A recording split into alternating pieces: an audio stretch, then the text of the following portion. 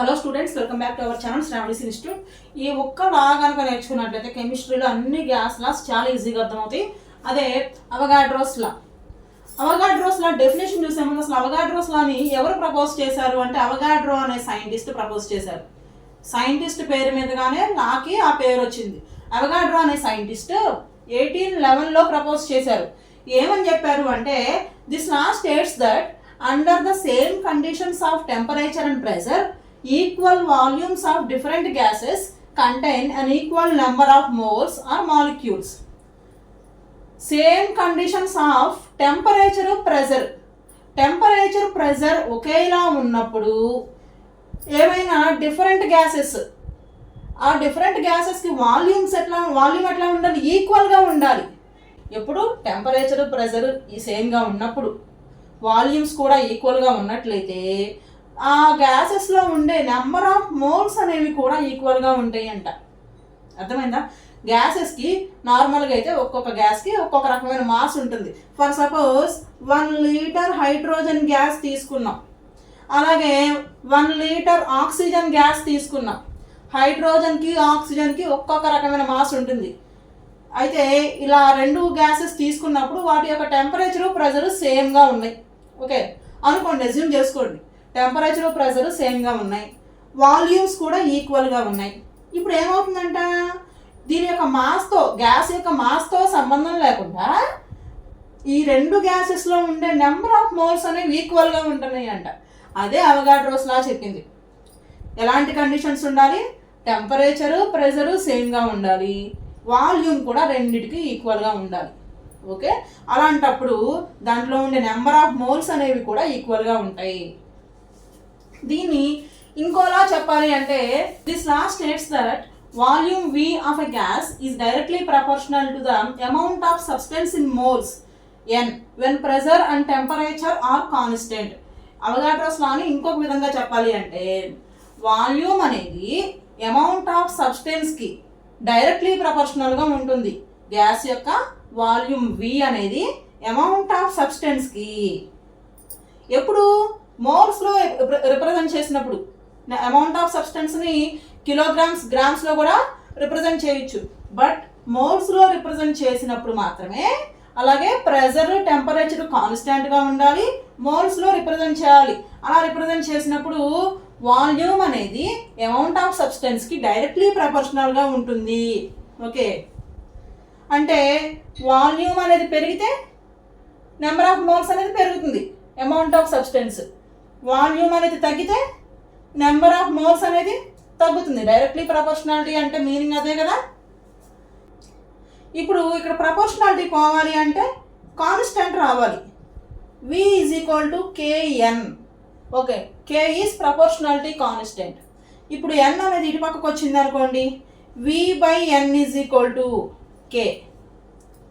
ఇది Avogadro's law.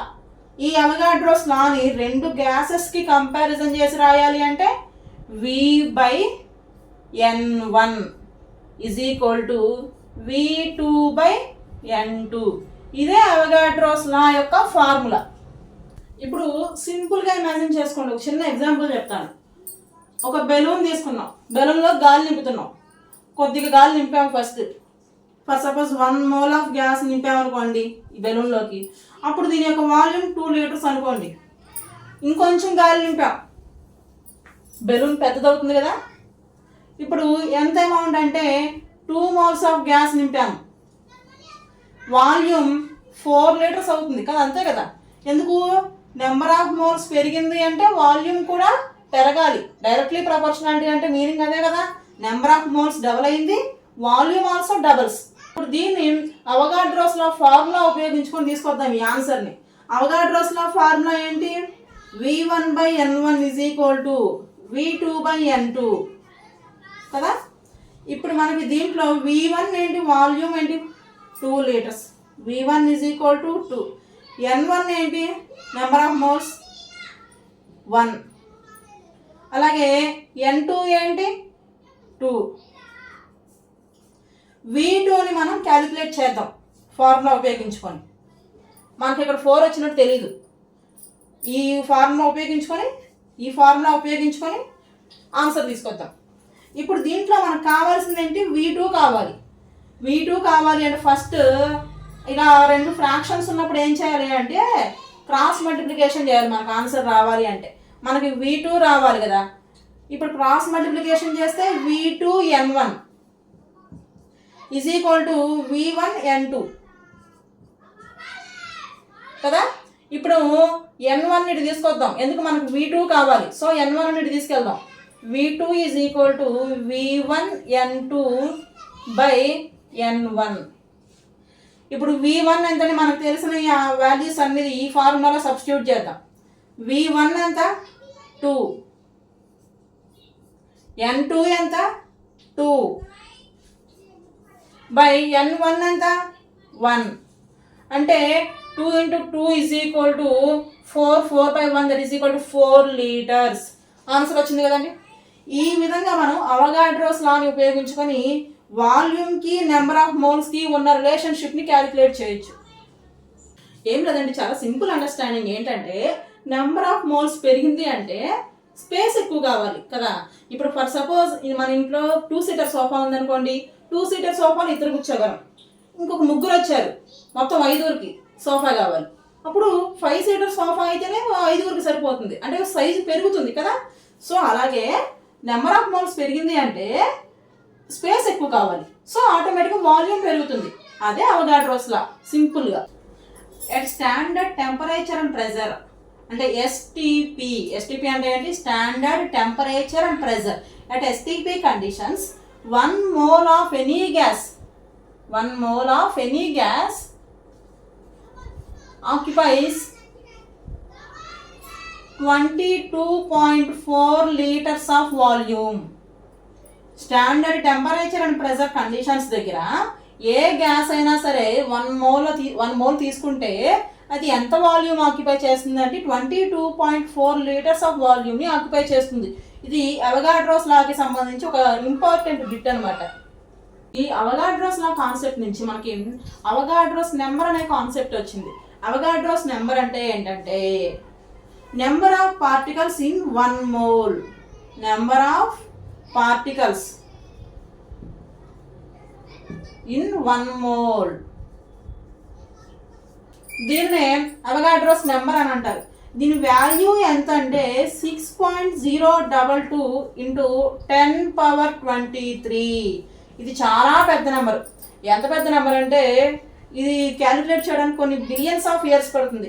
For suppose ఒక సెకండ్కి నువ్వు ఒక పార్టికల్ లెక్కేసావు అనుకోండి, ఒక మోల్లో ఎన్ని పార్టికల్స్ ఉన్నాయో క్యాలిక్యులేట్ చేసేటప్పుడు ఫర్ సపోజ్ నువ్వు ఒక సెకండ్కి ఒక పార్టికల్ లెక్కేసావు అనుకో, 1 minute ఎన్ని పార్టికల్స్ 60 పార్టికల్స్ లెక్క పెడతావు. అలా ఒక సంవత్సరానికి 1 yearకి 3.15 into 10⁻7 పార్టికల్స్ లెక్క పెడతావు. ఈ విధంగా ఈ నెంబర్ని క్యాలిక్యులేట్ చేయాలంటే కొన్ని బిలియన్స్ ఆఫ్ ఇయర్స్ పడతాయి. భూమి మీద ఉన్న ఇసుక రేణువులన్నీ కూడా అన్నీ కౌంట్ చేసినా సరే ఈ నెంబర్ కంటే కూడా చాలా తక్కువ. అంత పెద్ద నెంబర్ అన్నమాట ఇది. ఓకే, దీన్నే అవగాడ్రోస్ నెంబర్ అని అంటాము. ఇంకా సింపుల్గా చెప్పాలి అంటే ఒక డజన్ అంటే ఏంటి, 12 వస్తువులని. ఒక కేజీ అంటే ఏంటి, 1000 grams అని కదా. అలాగే ఒక మోల్ అంటే ఎంత, 6.022 into 10⁻23. అదే Avogadro's number. For suppose 1 mole of H2O అంటే వాటర్. 1 mole ఆఫ్ వాటర్ తీసుకుంటే దాంట్లో ఎన్ని పార్టికల్స్ ఉన్నాయంటే ఇన్ని వాటర్ పార్టికల్స్ ఉన్నాయి అని చెప్తాం. Okay, this is about Avogadro's law and Avogadro's number. ఇది ఇంటర్ కెమిస్ట్రీలో చాలా ఇంపార్టెంట్ టాపిక్. చాలా సింపుల్గా అర్థమయ్యేలా ఎక్స్ప్లెయిన్ చేశాను. మీకు ఇంకా ఏ లాస్ అర్థం కావాలో ఆ లాస్ నాకు కామెంట్లో చెప్తే వాటి మీద వీడియోస్ చేస్తాను. ఈ వీడియో కనుక మీకు యూస్ఫుల్ అనిపించింది అంటే వీడియోకి ఒక లైక్ చేయండి, షేర్ చేయండి. అలాగే శ్రావణీస్ ఇన్స్టిట్యూట్ ఛానల్ని సబ్స్క్రైబ్ చేసుకోండి. Thank you for watching.